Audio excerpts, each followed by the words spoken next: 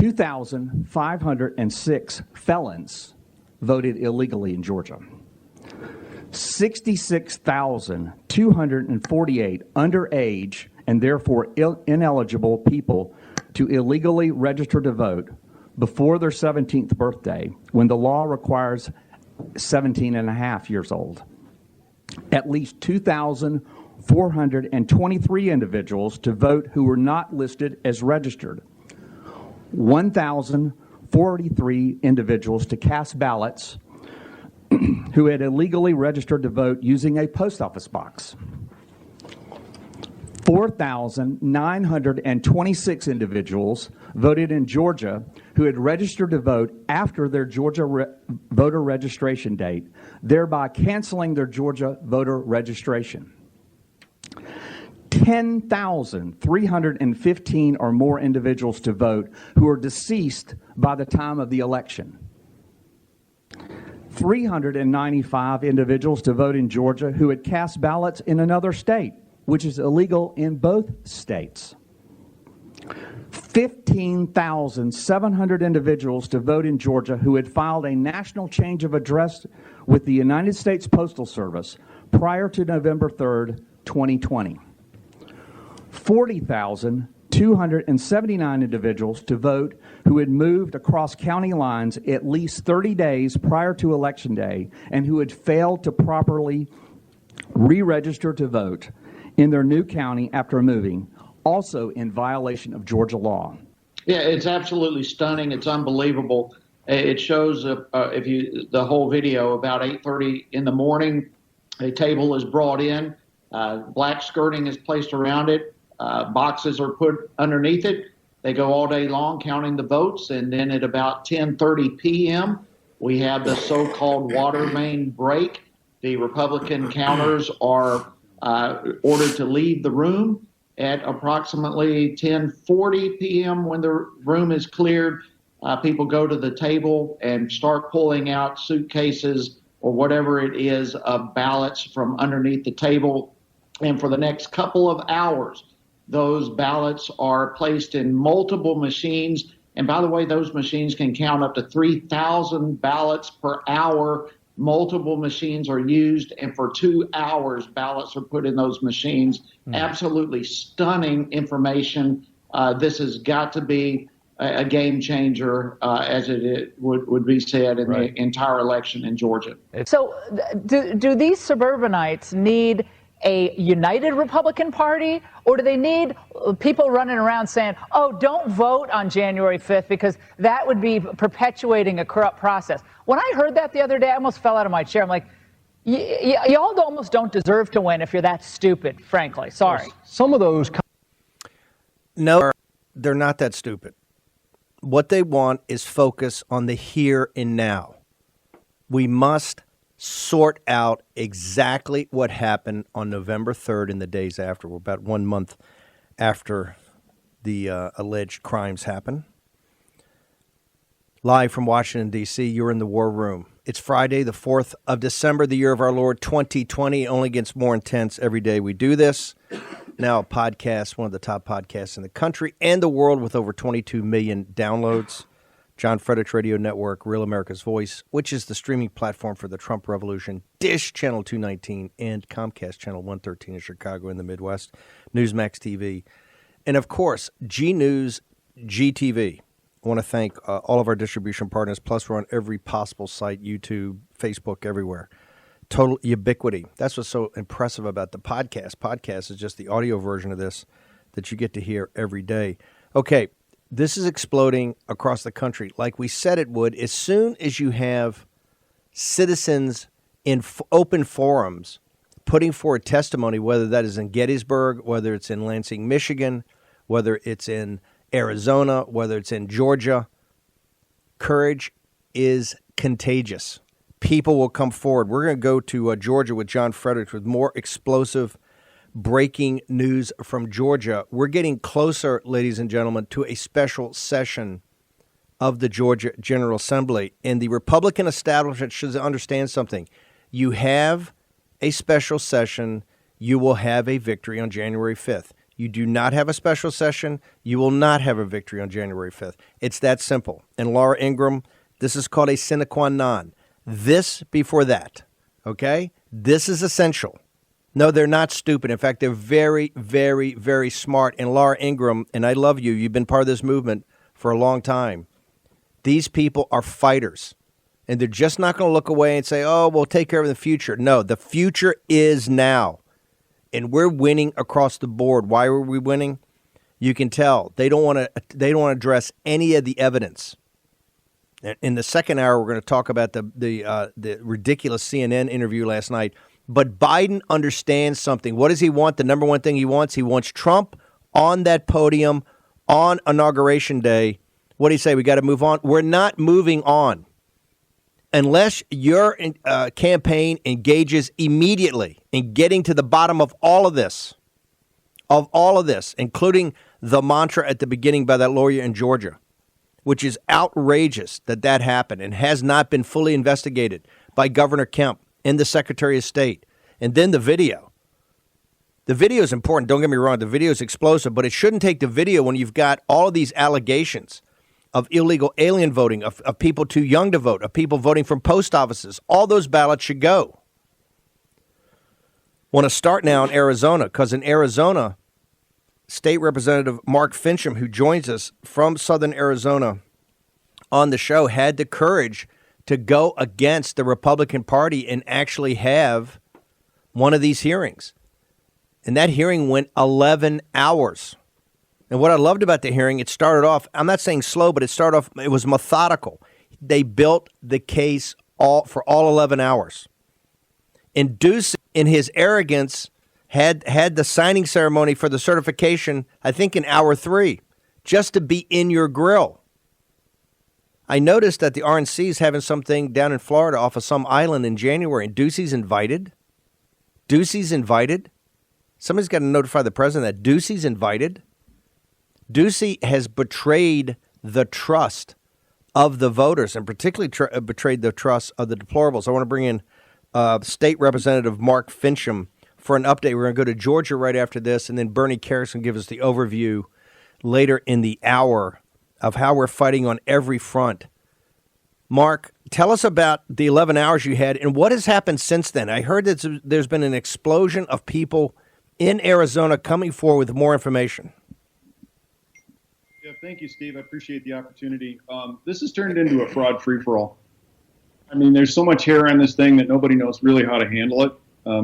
Actually, those of us who've got some courage to handle it do. But essentially what's happened, the theory of holding the public hearing, which Governor Ducey just, again, up in our grill says, well, that was nothing more than a meeting. Hearings happen at the Capitol. Well, I got news for you, Governor. Hearings happen wherever the legislators decide to have a hearing.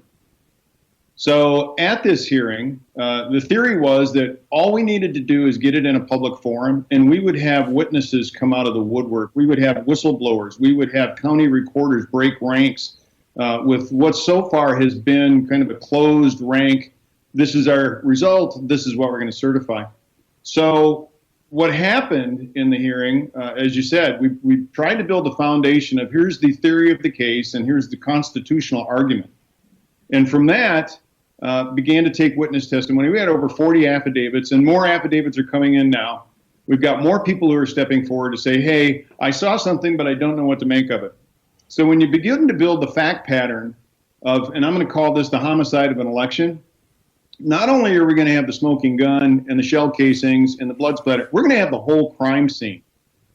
But one of the problems that we've got right now is the Maricopa County Board of Supervisors, while making a commitment to do certain things, they've waffled back and forth. Now, this is a very simple ask. Even though they've already certified their results off of their Dominion voting equipment using all of the software that's been the subject of great controversy, we still haven't seen an audit. We haven't seen the machines impounded. A reasonable individual who wants to avoid misfeasance, malfeasance, and mismanagement, which, by the way, in Arizona is, I believe, a crime, the prudent thing would be to have an audit of all the machines, impound them, have a forensic team look at it, have an auditor present so we are able to document every step of the process so that there's no subjective things that make their way into this. Now, the whole point of the hearing was to offer an objective forum that's not interrupted by individuals like we saw in Michigan who want to go on with antics to just disrupt the thing. We wanted to give not only Mayor Giuliani and his team an opportunity to present the case, but also to hear the real life stories of individuals who were harassed, who observed things that they knew to be wrong, and to take that evidence and prepare it for a resolution going to our leadership, both in the House and the Senate. Now, I should highlight the fact that we asked for a hearing. I asked for a hearing weeks prior, approximately 2 weeks prior to the hearing we decided to hold off site. I got slow walked. To this day, I still don't have an answer. So not only did I get slow walked, then the spin machine went into, well, this is nothing more than a meeting. I had members even attacking me for holding a public forum for my constituents. Now, we had 8 other like-minded members, some senators, some representatives, and we had the good fortune to represent all but 2 counties in the entire state with the panel that we had. Now, from that, we now see county recorders, a couple of them are breaking ranks. At least one of them now has said, look, I'm looking at something that doesn't make sense here. I know the canvas seems to have added up, but something's terribly wrong here. One of the other things that is really troubling to me is even with the evidence that we've presented, there appears to be some kind of barrier for House and Senate leadership to move forward. Now, under Article 2, Section 1 of the Constitution... But hang on a second. Yep. Let's focus. You said county recorders are coming to you and say something doesn't seem right. Are these counties significant enough that... Because Arizona is 10,000 votes. And it seems to me what I'm hearing in Pima County, Maricopa County, the tribal areas, up Navajo Nation and others, in other counties, are you saying county recorders are coming to you now and saying, hey, I know this. I know the canvas looks okay, but there's something not right here. That's exactly what I'm saying, Steve. So, for example, we have Navajo County, where a state representative received 16,000 more votes in this election than he did the last election. Now, keep in mind, we have people that are leaving the Navajo Nation because SRP shut down Navajo Generating Station. It was roughly 1,200 jobs. We've got people who no longer have work, so they're having to leave the reservation. We've got a declining birth rate. We've got a static death rate. And we have an exiting population that has no jobs. Help me understand how an individual could get 16,000 more votes, unless, of course, people came from New Mexico or Colorado onto the reservation to vote there.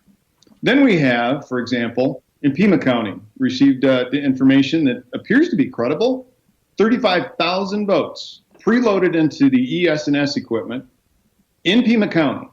And they did what's called a spread distribution, meaning that they would trickle in, so there could be a claim of, oh, it must have been an error. The old glitch word. Mark, hang on for 1 second. We're taking a short commercial break. We're going to return with State Representative Mark Finchem from Arizona. When we return in just a second, John Fredericks will be joining us from Georgia after that, then Bernie Kerik. We're going to get an update on everywhere where we stand today on this Friday morning. We'll return to Arizona in State Representative Mark Finchem in a moment.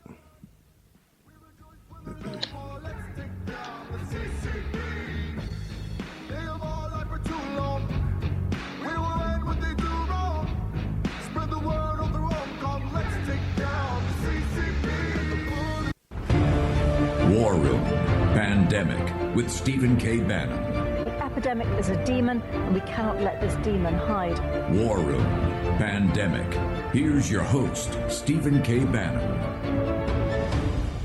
Welcome back. We're out in Arizona with State Representative Mark Finchem from Southern Arizona. He was the courageous individual that stood up and forced that hearing that took place at the Hyatt in Phoenix Monday. There was 11 hours with Mayor Giuliani, Jenna Ellis, and the team, Bernie Kerik. Rep. Finchem, what has come out? You've got county recorders coming forward. How much evidence or how much new evidence or how many people are coming forward since you had this hearing? Well, sir, we've got people coming out of the woodwork. I can't count them just because there's so many people that are stepping forward with little bits and pieces of the fact pattern. Now, I think that they're doing that, A, because we had a hearing, B, because they trust the members that were on the panel. So the next step for this, I believe we're just going to have to go around Governor Ducey. I mean, the disrespect that he showed the president while he was signing. Keep in mind, this is 2 hours after the hearing happened. This is well into the acceptance of affidavits and firsthand testimony and mathematical models. All of the evidence is in front of him. So the question becomes, why would the governor of this state, who knew or should have known that he was about to sign a document that, quite frankly, is fraudulent on its face because of all the evidence that we only have to get to 10,457 votes, and it's a tie. We go beyond that, which, by the way, our evidence shows we're way beyond that. This is a fraud. And I think he knows it. Or at least he should have known it as the chief executive of this state. So what's the recovery? We've got to have folks contact the Speaker of the House, President of the Senate, and have a little bit of, just encourage them to have some political courage. We only need to have 31 members of the House and 16 members of the Senate pass a resolution recalling our electors. It's that simple. There's ample, Judge Eastman, or a fellow by the name of Eastman has done a piece. We've got all kinds of constitutional authority, especially under Article 2, Section 1 of the Constitution. That's plenary authority. Plenary authority. That means we can pull back any permission that we've given any other agency on our whim. And right now, it's not a whim, it's a directive from the people. Our constituents are blowing up over this. So for those who can't show political courage, you better get out of the arena because it's about to get real. Let me ask you, you said something about fraudulent. You're saying that given the fact that you were conducting the hearing publicly during that time, that enough evidence had been produced and was about to be produced, or he should have known was going to be produced, that to do it during that time actually exacerbated or doubled down. I mean, obviously it was an insult to the president. Obviously it's an insult to the MAGA people. He's a McCain guy that he was trying to insult. There's no doubt about it. I mean, Ducey, that's the type of guy he is, right? He wants to suck up to the president when he thinks the president's in power. If the president's not going to be in power, he'll kick him to the curb. So that's what Ducey is. Everybody knows that, right? Typical classic McCain guy, right? So, but you're saying something different or deeper. Are you saying fraudulent are you saying he committed a crime or might have committed a crime by knowingly signing this document? Well, I'd have to leave that up to the finder of fact in a courtroom. But keep in mind, the hearing started at 9 o'clock in the morning. He signed that document, I believe, at around 10:30, 11 o'clock. So there's roughly 2 hours worth of testimony, enough to say there's doubt in this. This is creating a case in controversy.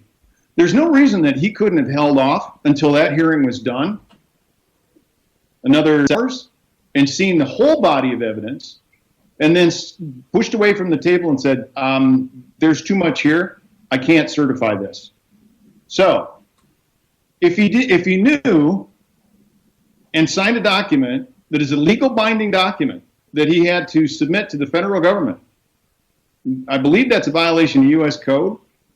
Can't give you the citation because I haven't had a chance to research it yet. But submitting fraudulent documents to the federal government or documents that originate out of a case in controversy that has fraud in it, I wouldn't want to be that guy. So what are you saying right now? You're saying people in that listen to this show, watch this show in Arizona should contact their state representative or their state senator and say that that you're demanding a special session, or just cut right to recalling the electors? I think, well, it has to be done through a special session. So I think the strategy here is pick up the phone and call your state rep and say, look, you better grow a little bit of courage here because you cannot let this stand. Now, we've got evidence that would indicate that somewhere between 62 and 67% of Arizonans voted for the president. The other case that we now have that is on people's minds, state House seats, state Senate seats, and Martha McSally's seat. The math doesn't work. So I would urge Senator McSally, she really needs to step up, raise the money, and challenge this thing in court. Yeah, Just because Mark Kelly has been placed in that seat doesn't mean that he won it. I don't think you're going to see that. I don't see the fight there. Okay, Mark, how do people get to your what's your Twitter, Parler? How do people follow you? I take it there's going to be a lot of breaking news. What I understand, things are going to be happening in Arizona today and over the weekend. So how do people follow you if they want to catch the news first? Go to @Mark Finchem. That's @Mark Finchem. MARK, F like Frank, IN like Nancy, CHEM like Mark. It's both on Twitter and on Parler. I don't play on Twitter a whole lot because of the whole Dorsey communism connection. But you can do that, or you can send me, if you have a lead that you want to turn over to the Giuliani team, you can send me an email at markfinchem@me.com. That's MARKFINCHEM @me.com. We encourage you, if you made an observation, no matter how small it is, because as it gets plugged into the fact pattern, it helps to paint a robust picture of what happened. Okay, a lot going on in Arizona. Mark Finchem, thank you very much for joining us this morning in the War Room. My pleasure. Okay, explosive testimony yesterday. Rudy Giuliani, Bernie Kerik, and the team, and then heads blew up all night. I think things have changed. If you looked at Twitter, some very smart people saying they felt a sea change out there. I want to bring in now John Fredericks, who's down on the ground in the Trump part of Georgia. John, thank you for joining us this morning. Thank you for having me. So walk us through, John. Tell us what happened yesterday and then what happened last night and how it's flown through this morning, because I thought we did the evening show and started with that mantra from the lawyer of just, forget the videos. I mean, just what went on in illegal voting and underage voting and out-of-state voting and voting from post office boxes. It's so outrageous that the Secretary of State and then Kemp whines on TV he can't do anything about it. It just makes your blood boil about what's going on in Georgia. So get us up to date. Well, Steve, number one, what you saw yesterday at the Georgia General Assembly in that hearing, by the way, it was a rogue hearing put on by a handful of state senators. Beach, Senator Steve Gooch from Dahlonega, Senator Burt Jones, who was on my show today. They forced the hearing. They got Giuliani here, and the dam is now broke. You're not going to be able to put this genie back in the bottle. Doesn't matter what Facebook tries to say. Doesn't matter who Twitter bans. It's over. This is all coming out, and it is going to change everything. That's why yesterday was so impactful. Steve, a picture paints 1,000 words. And what you saw yesterday was a video that the Giuliani Trump camp obtained at State Farm Arena. And this video is a security video that's owned by the Atlanta Hawks. This is not a Giuliani video or a Republican video of the Georgia Republican Party. This is a security video that that businesses have. The Trump campaign finally got a hold of it. They showed it yesterday. The evidence is absolutely damning, and you can't stop watching it. What they did in Fulton County is what everybody's been saying that happened. They threw everybody out at 10:30 at night. They said, go home. We're going to resume counting tomorrow. No poll watchers, no Republicans, no observers, no media. They threw all of them out, locked the doors, shut the blinds, turned out the lights. Then, after 30 minutes of mundane cleanup, two workers, what you saw on camera, went in, got a key, went into another room that was locked, unlocked it, went to a huge, big area, a desk that was under lock and key. They had a second lock. They unlocked that. They pulled out 4 black boxes, suitcases, if you will. They brought them back to the counting room. This is all caught on video. You can watch it. They opened up the boxes. They're all stuffed with ballots. No one there, no one watching, no one know where they came from. They start feeding these ballots through the scanner machines with no one there in the dark after they told everyone to go home. If you want evidence of vote fraud, there it is, plain as the nose on your face. Then Facebook and Twitter banned the video. I mean, and they say it's been debunked. Debunked by who? It's been out for 10 hours. It's incredible what is going on. Now, that's only the tip of the iceberg, Steve. Let's get to the second big thing. And then the third, I could go on here. What's happened in Georgia in the past 15 hours is incredible. In Ware County, I've got to get to this. In Ware County, little tiny county in southeast Georgia, a guy by the name of Garland Favorita of the Constitutional Party. He's a libertarian, not part of the Trump organization, been working elections for 3 decades. He goes to Ware County, and they allow him, they kept all the paper ballots.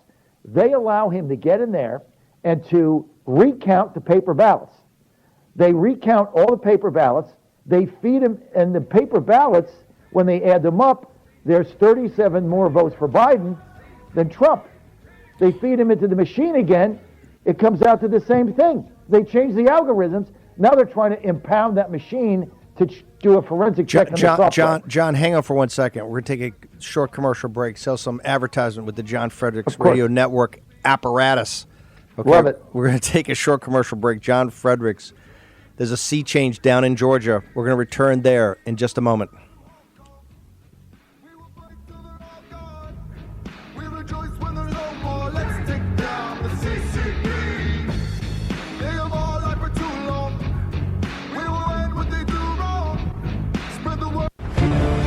War Room Pandemic with Stephen K. Bannon. The epidemic is a demon, and we cannot let this demon hide. War Room Pandemic. Here's your host, Stephen K. Bannon. Hold the line. And you know who that resonates with? Is Joe Biden and his crowd. What are they begging and beseeching right now? They want President Trump up on the podium on January 20th, the year of our Lord 2021. It is not going to happen unless the Biden campaign immediately and the Democratic Party reaches out and starts to assist in getting to the bottom of this, not just voter fraud, election fraud in states like Arizona and Nevada, in Wisconsin, and in Georgia. I want to return now to John Fredericks. By the way, they're going to start pleading. The pressure on Trump is going to ramp up massively now. Got to be there for a transition of power. And what did Biden say? He said the quiet part out loud. We got to move on. We're not moving on. We are drilled in right here, holding this line. We're not moving an inch. This is illegal. It's outrageous.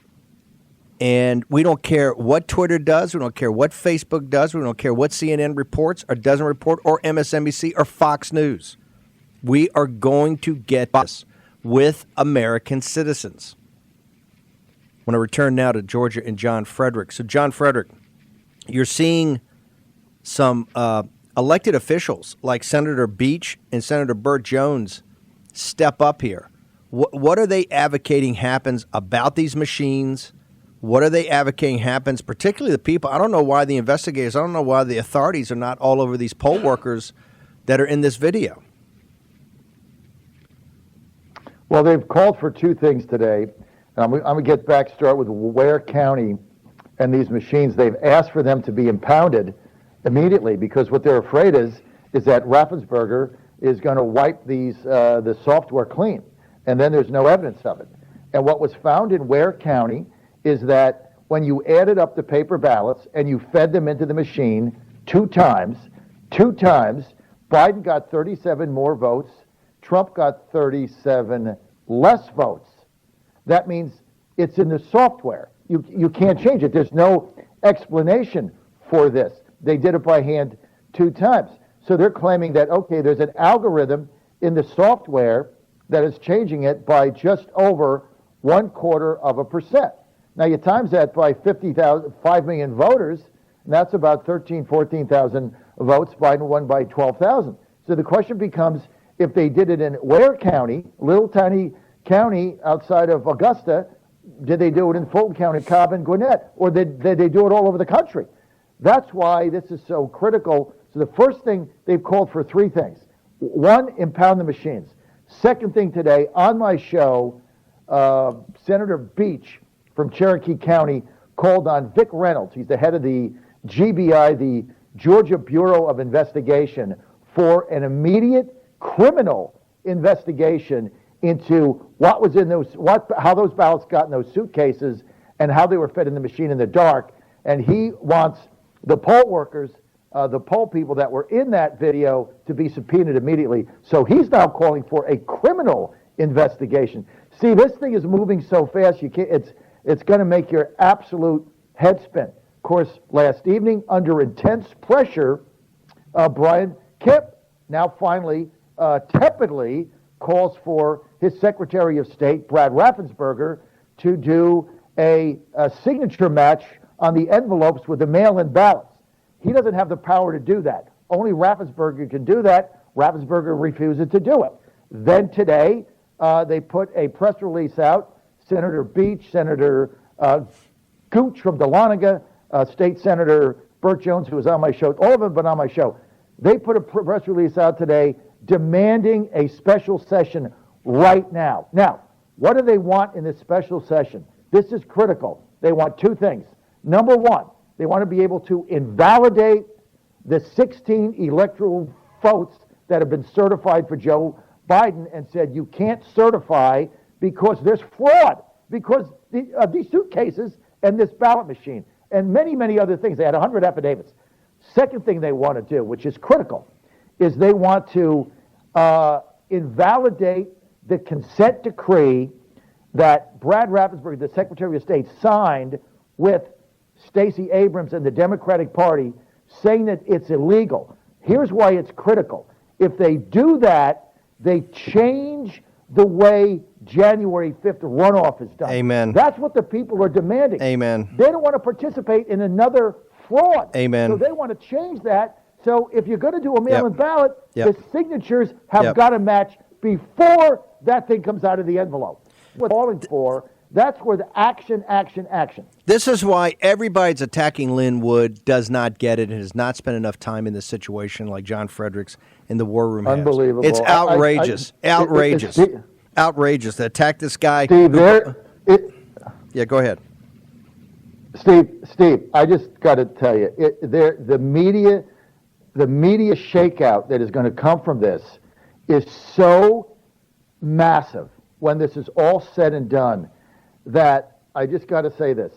The movement you're seeing amongst the deplorables is now so electric, Steve, that it is eclipsing the current Republican leadership. It's moved beyond them. Steve, they don't get it. And so when you saw Newt Gingrich sending this letter out yesterday, everybody's favorite guy, right? He used to be my congressman. I backed him in 2012. Newt Gingrich is a relic of the past. He needs to go back to the Vatican with his wife. He doesn't get what's going on here. The party, the Trump voters have moved beyond their leaders, and there's going to be a massive shakeout. The other thing is in media, that Breitbart piece is going to sink the company because that's their readers, Steve. And it came straight, we understand, from McConnell's office, from sources I have. The shakeout here is going to knock your socks off. 6 months from today, everything is going to be much different than it is now, Steve. We're about to go to Bernie Kerik, but I got to ask you, John, how close? I hear from my sources in Georgia that Kemp is feeling the heat all over, and he may be actually rethinking this special session. What are you hearing right now? Because the special session solves everything. If you call a special session and you deal with these issues, particularly number 2, you're going to have a massive turnout of Trump voters on January 5th, and you're going to win both Senate seats. If you don't have a special session, I don't care how much money Karl Rove puts down there. I don't care how much money the Kochs put down there. It's not going to matter. I know these Trump voters as well as anybody. 25 to 30, a third of them are not coming out. They're just ornery that way. Okay? If they don't think you're in for the fight, they're not going to there's not all the TV commercials in the world are not going to make a difference. It's very simple. A sine qua non of victory on January 5th is a special session in Georgia now to address these two issues. So, John, I understand Kemp's on TV whining about, well, I asked the Secretary of State, nicely. He's just not doing it. He comes across as a sap. What is that sap doing right now to try to move forward to a special session? Nothing. And the other two people that are doing nothing because they don't get it either because they're listening to their elite Washington, D.C. consultants that drained the Kemp campaign dry in 2020 is Kelly Loeffler and David Perdue. Not a word from them. They need to demand a special session. You can't watch that tape and not say, oh my God, the corruption in Georgia is beyond the pale, even what you thought it was. So Loeffler, Perdue, they have to demand it. They have to put pressure on the governor to have it. If you're David Perdue or Kelly Loeffler, you've got one chance at victory January 5th, and that's a special session so they can fix the fraud and that you can then electrify the Trump base, which is right now, here's what they figured out. They have the power, not the politicians. Steve, they just figured it out. And so you can't put that, you can't stop the dam from breaking. They just figured out they have the power, and they're about to exercise it. That is the power of a great awakening, sir. You're seeing it. The scales are falling off people's eyes. That's a great awakening. And people, the populist movement, people understand where the power is. The power is the people, not the money, not the elite, not your political betters, you. This audience has moved it. And it's very simple. Victory's there. I saw some polls today. I think Loeffler's down by 7. I'm not saying how good these polls are. Loeffler's down by 7, and Perdue's down by 2. It's very simple. If you want to win, have a special session. If you don't want to win, don't have a special session. Don't have a special session. Have the Kochs and Rove and all those guys raise all the donor money because donors, you're suckers. You're not going to win because the people are not going to turn out. We're not telling people not to turn out. We think it's incredibly important to win on January 5th. But more important is to take care of this now. And if you don't take care of that consent decree, you're just going to get into the same game. John, Fredericks, what's your Twitter handle, John, so everybody can get to you during the day? At JF Radio Show, most important thing, go to our YouTube channel, youtube.com, John Fredericks Show. Most important thing, subscribe there. Watch our videos. Our entire show's up there in segments. You can make it easy. We would appreciate that. Steve, thank you for having me. Thanks, John. Okay, I now want to turn to Bernie Kerik, who's been the chief organizer of this roadshow that's really galvanized the country and I think put forward the evidence, the receipts about exactly what's going on in all these states. Bernie, I want to start in Georgia, where we just left John Frederick. What you guys did yesterday absolutely exploded off the football. Can you walk us through what you guys tried to present yesterday and what you think the impact was? Well, the lead attorney on the Georgia stuff for us, Ray Smith, presented a video that was taken on election night that showed a number of the workers that were the poll workers that worked up until about 10 p.m. And then they basically closed down. They sent everybody out. The reporters were removed. And once everybody was out of the room, there were 4 people left. And once the coast was basically clear, they went over to these tables, lifted up curtains that were covering the tables, pulled out these what appears to be pelican cases, big plastic cases, rubber cases, pulled them out, and they were loaded with ballots. Those ballots were then pushed through the system without any observation, any Republican observation, anybody really, just these 4 Democratic poll workers.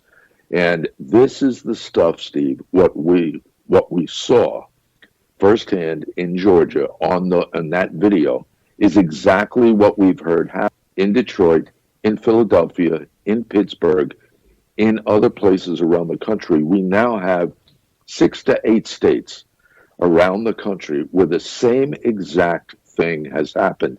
And anybody, if there's anybody out there that does not think this could not be a federal RICO case, you have to be out of your mind. These people didn't wake up on the morning of November 3rd and just dream this stuff up in every one of these states. The same methods, the same criminality. It's insane. We now have Bernie, hang on. We're going to take a short commercial break. Can you please hold over? We got so much more to go through. Bernie Kerik, yep. The chief investigator and the organizer of these hearings for Rudy Giuliani and Jenna Ellis. Bernie is going back in D.C. is going to join us right after this commercial break.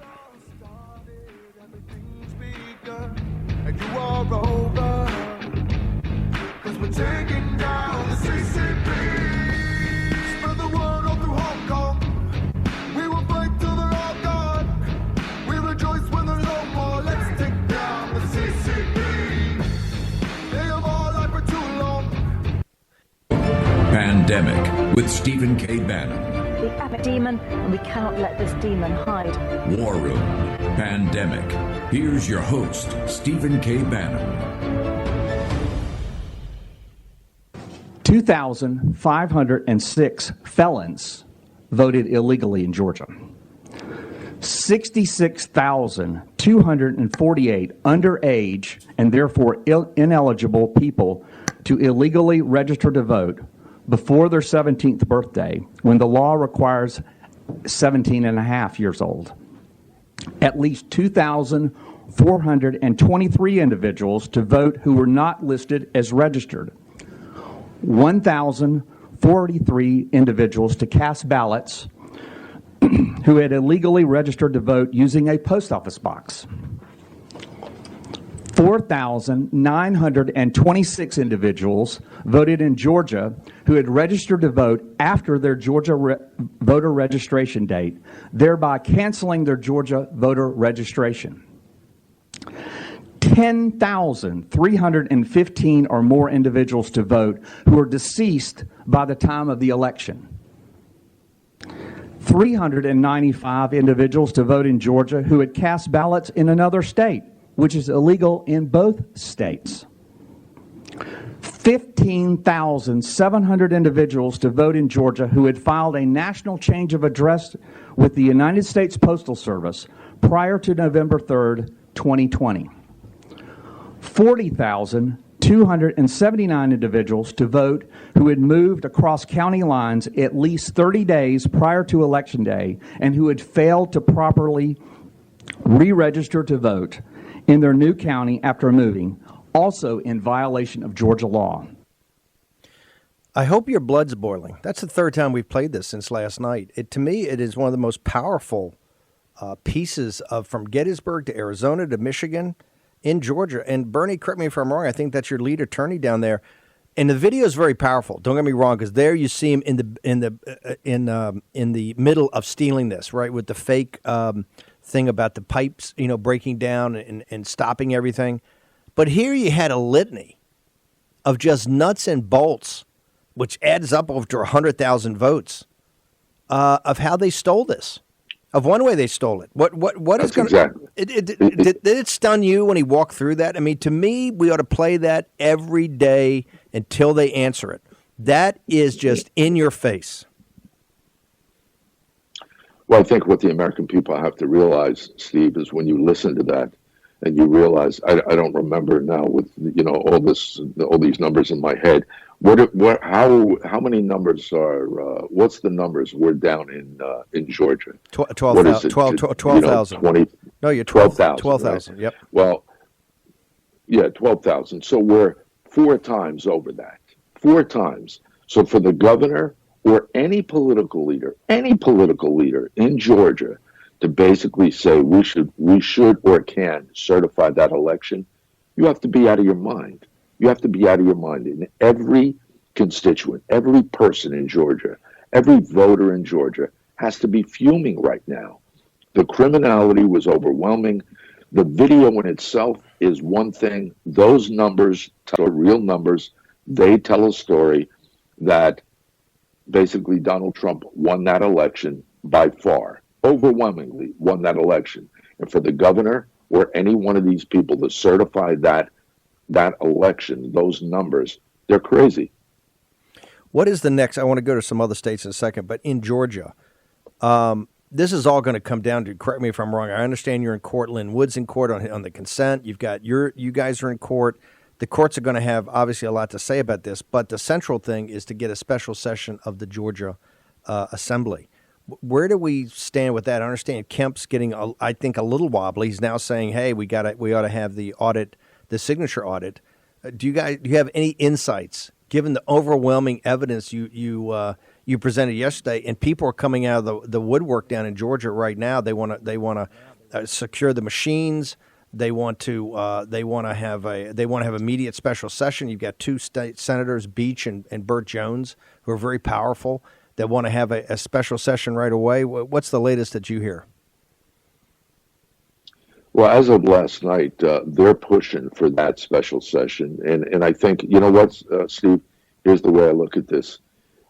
As much as the Democrats cheated, as bad as it is, Donald Trump will lose this election, not because of the Democrats, but because of Republicans that don't have the courage to stand up and do their job. That is the reality. We have the power. We have the law behind us. We have the Constitution on our side. If we lose this election and Donald Trump is not elected president in this year, in this election, the Republicans did it, not the Democrats. The Democrats tried, but we could win this if the Republicans did their job. And I think that's what Burt Jones and the other legislators down there are trying to get to, not only in Georgia, but Arizona, Pennsylvania, Michigan, and whatever other state we've been to in the last week. I think we've been to 5 or 6 in the last week. Real quick, yes. By the way, this is galvanized. We had people from Arizona about the work you did out there. Just quickly, yesterday, one state you couldn't get to was Nevada, but they had an evidentiary hearing that blew me away. I think they had 8 volumes, Laxalt and these guys, 8 volumes of documentation of the same type of thing that your attorney had about, illegal votes, illegal alien votes, people too young to vote, people don't live in the state vote. I mean, just on and on and on and on. What's your latest about Nevada? It's much of the same, Steve. Much of the same. All the numbers are pretty much they're coming in the same. Nevada was no different than Pennsylvania. I remember first looking at these statistics in Pennsylvania. We had 32,000 ballots that were received on the same day they went out to the voter by the post office, which is virtually impossible. It's impossible. Same thing happened in Nevada. Same thing is happening in every one of these other states. The bottom line is this was an orchestrated attempt, another attempted coup of the president. And if the Republicans don't do their job, they will have succeeded. Bernie, what's your Twitter handle? How do people get access to you? We got about 15 seconds. Bernard Kerik. Pretty one simple. Word. Okay, brother. And you've got a Saturday radio show. We'll put the information up on the WABC. Bernie Kerik, American Thanks, Patriot. Steve. Keep up the great work. Thank you, brother. Bernie Kerik, American Patriot, who is organizing all the investigations for Rudy Giuliani. We're going to take a short commercial break. We're going to be back with Raheem Kassam. We're going to go through Biden's interview, what he's asking of the president, CNN. Brian Kennedy from Nevada, also in the next hour. Be back in a moment.